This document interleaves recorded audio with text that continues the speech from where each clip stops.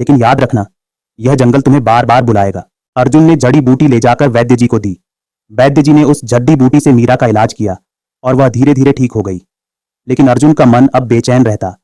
उसे बार बार वह युवती याद आती जो नागधारा के पास मिली थी। उसकी आंखें, उसकी मुस्कान और उसकी बातें, सब कुछ अर्जुन के दिल में बस गई थीं। कुछ दिनों तक उसने अपने आप को रोकने की कोशिश की, लेकिन हर बार जब वह नागधारा के बारे में सोचता, उसका दिल तेजी से धड़कने लगता। आखिरकार उसने फिर से नागधारा जाने का निश्चय किया। इस बार उसका इरादा स्पष्ट था। वह युवती से मिलकर अपने दिल की बात कहना चाहता था। जब अर्जुन नागधारा पहुंचा तो उसने देखा कि युवती वहां एक पत्थर पर बैठी हुई थी। जैसे ही उसने अर्जुन को देखा, उसकी आंखों में एक चमक उभर आई। यह पहली बार था जब उसने अर्जुन को मुस्कुराते हुए देखा था।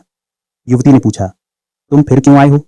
अर्जुन ने हिचकिचाते हुए कहा, मेरे आने की 2 वजह है। युवती ने पूछा, 2 वजह? वो कौन सी? अर्जुन ने कहा, एक तो मैं आपका शुक्रिया अदा करने आया हूं। आपने जो जड्डी बूटी दी थी, उससे मेरी बहन बिल्कुल ठीक हो गई है। इतना बोलकर अर्जुन चुप हो गया और आगे बोलने में संकोच करने लगा। फिर युवती ने हल्की मुस्कान के साथ पूछा,